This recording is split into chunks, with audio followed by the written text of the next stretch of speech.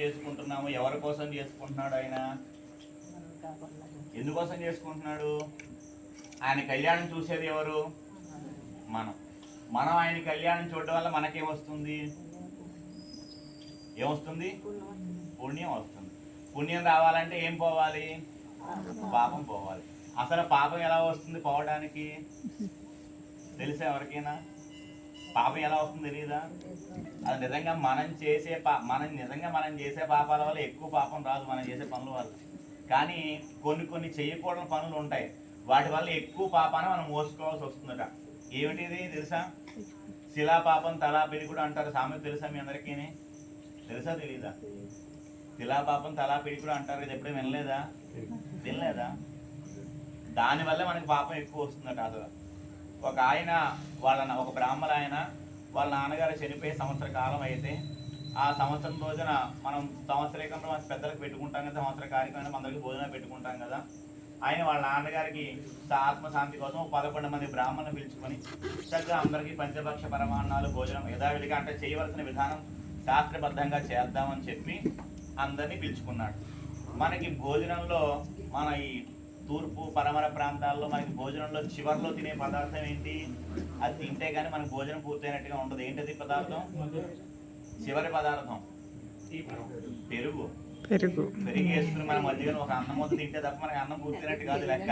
మనం ఎన్ని సాంబార్లు తిన్నా, ఎన్ని పప్పులు వేసుకుని, ఎన్ని బిర్యానీ తిన్నా, ఏం చేసినా పెరుగు వేసిన ఒక ముద్ద అన్నం తింటే తప్ప మనకి అది సంతృప్తి అయినట్టు కాదు. అయితే అప్పట్లో గొల్లభామలు అని చెప్పేసి వాళ్ళు కుండలో పెరుగు తోడుపెట్టే, పాలు కాచి తోడుపెట్టేవారు. ఈయన చెప్పాట గొల్లభామకి, అమ్మ రేపు మా నాన్నగారి యొక్క తద్దినం కాబట్టి మాకు 11 మంది బ్రాహ్మణులకు సరిపోయిన పెరుగు సమృద్ధిగా మంచి చిక్కటి పాలతో నీళ్ళలో కలిపి కలపకుండా మంచి చిక్కటి పాలు తీసి పెట్టమ్మా అంటే వాడు అలాగే రోజు రాత్రి స్నానం చేసి దగ్గర మడి కట్టుకుని పాలు కాచి తోడి వేసి మూత పెట్టిందట. మర్నాడు కుదురు ఆ పెరుగు నెత్తిమీ పెట్టుకుని వస్తుందట ఆవిడ. ఆ వచ్చేటప్పుడు దారిలో కొంచెం గాలి వేసింది. గాలి వేసేటప్పటికి ఈ పెరుగు కుండ పైన మూత ఎగిరిపోయిందట. అది ఎగిరిపోవడం వల్ల ఏమైందట, అదే సమయానికి పైన ఆకాశం నుంచి ఒక గద్ద పాముని చంపేసి తీసుకెళ్తూ ఉంది. ఆ పాము నోట్లోంచి ఒక విషం చుక్క జారి ఆ పెరుగు కుండలో పడింది. ఆ విషయం ఎవరికి తెలుసు? ఎవరికి తెలియదు. ఆవిడ తీసుకొచ్చింది, ఈయన వడ్డించేశాడు అందరికీ. మరి విషం కలిపిన తిన్న పదార్థం తింటే ఏమవుతుంది? అందరూ కూడా ఒక్క చుక్క విషయానికి అంత పెద్ద పెరుగు కుండలో ఒక చుక్క విషం పడినా సరే మొత్తం అందరూ కూడా తిన్నవాళ్ళు, తినిపించిన వాళ్ళు అందరూ కూడా మొత్తం హరి కృష్ణార్పణ వస్తూ అయిపోయారు. అందరూ ఎక్కడ సమావేశమయ్యారు? వీళ్ళందరూ కూడా యమధర్మరాజు గారి యొక్క గురువు అందరూ సమావేశం. అందరూ చనిపోయిన తర్వాత ఎక్కడికి వెళ్తారు? వాళ్ళ పాపపుణ్యాలు చిట్టా తీయాలి కదా, అక్కడికి వెళ్ళారు. యమధర్మరాజు గారు ఇప్పుడు పాపాల చిట్టా లెక్కించిన చిత్రగుప్తుల వారు మొదలు పెట్టారట. ప్రభు, ఈయన ఈ బ్రాహ్మణుడు 11 మంది బ్రాహ్మణులు చావు కారణం అయ్యారు కాబట్టి వీరిని శిక్షించాలి అని అన్నట్టు. బ్రహ్మహత్యా పాతకం అంటే దానికి ఇంకా రెమెడీ లేదు. సుమారు ఒక 1000 గుళ్ళు కట్టినా దాని మనం కట్టించిన 1000 గంగా స్నానాలు చేసిన 1000 సార్లు శతచండీ యాగాలు, అధిరుద్ర యాగాలు ఎన్ని చేయించినా బ్రహ్మహత్యా దోషానికి దానికి పరిష్కారం అనేదే లేదట. అంత పెద్ద పాపం బ్రహ్మహత్యా దోషం అని అంటారన్నమాట. ఆ బ్రహ్మహత్యా దోషం మరి ఒక బ్రాహ్మణు కాదు 11 మంది బ్రాహ్మణులకు పెట్టిన మన అమ్మలు చనిపోయారు కదా, అంతమంది చావు కారణం అయ్యాడు కాబట్టి శిక్ష ఈయనకి విధించాలి అని అన్నట్టు. అడిగితే ఏమయ్యా మరి నువ్వు వాదించుకునే వాదన ఏమన్నా ఉందా అని అడిగట్టు యమధర్మరాజు గారు. అడిగితే ఆయన నమస్కారం చేసి, అయ్యా కావాలని ఇంటికి పిలిచి ఎవరో విషయం పెట్టరు కదండి, అందులోనే మా నాన్నగారి యొక్క తిరుపతి అంత దినం రోజున నేను ఆ కార్యక్రమం 11 మంది ఆయన ఆత్మశాంతి కోసం నేను 11 మందికి పెట్టుకున్నాను, నిజంగా కావాలని చేయలేదు కదా, అది మీకు అందుకని మా నాన్నగారికి మేము చేసుకోవడం మీకు తప్పు అనిపిస్తే మీరు శిక్ష వేసేయండి అన్నట్ట ఎవరు? ఆ బ్రాహ్మణుడు. ఆయన అలా అనేసరికి సరే నీ వాదన కొంచెం సమంజసంగా ఉంది, నువ్వు పక్క కొంచెం అన్నారు. రెండో కారణం ఎవరు? పెరుగు తీసుకొచ్చింది ఎవరు? గొల్లభామ. ఆవిడ లైన్లో తీసుకొచ్చాక ఏమమ్మా నువ్వు తీసుకొచ్చిన పెరుగు వల్లే కదా వాళ్ళందరూ చనిపోయారు, కాబట్టి ఆ పాపం అంతా కూడా నీదే, నీకు శిక్ష వేస్తాను అన్నాడు. ఆవిడ చెప్పింది, ఏమండి పాలు పెరుగు అమ్ముకోవడం నా వృత్తి, పాలు కాచి తోడు పెట్టి పెరుగు అమ్ముకోవడమే నా వృత్తి. నేను ఇలా విషం కలిపిన పదార్థాలు అమ్మితే మళ్ళీ ఇంకో రోజు నా దగ్గర వస్తే ఎవడన్నా కొంటాడా? నేను కావాలని చేయలేదు కదా, నాకు తెలియదు అసలు ఎలా జరిగిందో. అందులోని బ్రాహ్మణులు అడిగారంటే ఇంకెంత శుభ్రంగా స్నానం చేసి శుచిగా మడిగా తోడిపెట్టి పట్టుకెళ్ళాను స్వామి. నేను నా వృత్తి నేను చేసుకున్నాను, నా వృత్తి నేను చేసుకోవడం కూడా మీకు తప్పనిపిస్తే మీరు శిక్ష వేసేయండి అందట. సరే నీ వాదన కూడా సమంజసంగానే ఉంది, సరే పక్కకు నుంచో అన్నారు. ఆవిడ్ని పక్కకు నుంచో పెట్టారు. తర్వాత విషం చుక్క ఎవరిది? పాము. పాము యొక్క ఆత్మ వచ్చింది అక్కడే. ఏమమ్మా, నీ వల్లే కదా, నీ విషయం వల్లే కదా ఎంతమంది చనిపోయారు, కాబట్టి దానికి పాపం నీదే కాబట్టి నీకు శిక్ష వేస్తాను. ఆ ఆత్మ నమస్కారం చేసి, ఏమయ్యా ఇది మరీ బాగుంది, నన్ను ఒక గద్ద చంపేసి పట్టుకెళ్తోంది, నేను చావపోయే స్థితిలో ఉన్నాను, చచ్చిపోయాను, ఆల్రెడీ చివరి శ్వాస కొనూపిరి మాత్రం మిగిలింది.